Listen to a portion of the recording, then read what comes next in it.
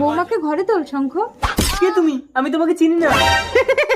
শঙ্খ, আপনি আপনার পাগল ছেলেকে আমার সাথে বিয়ে দিয়ে আমার জীবনটা নষ্ট করে দিয়েছে। মা, একমাত্র তুমিই পারবে আমার শঙ্খকে ভালো করে তুলতে। আমার ভিখারি বাবা সব কিছু বিক্রি করে আমাকে বিয়ে দিয়েছে। আমার ফিরে যাওয়ার পথ নেই। আমি দিনরাত এক করে ওকে সুস্থ করে তুলবো। বৌমা, তুমি শঙ্খকে নিয়ে 6 মাসের জন্য কোথাও বেড়াতে যাও। 6 মাস পর আমি এখন সম্পূর্ণ সুস্থ।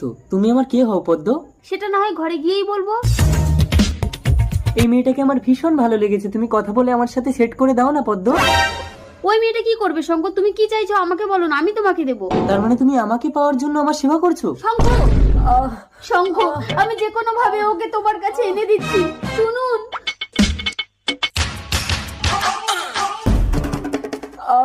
আমি রাজি। তুমি রাজি? চলো, আমি তোমাকে বিয়ে করে বাড়ি নিয়ে যাবো।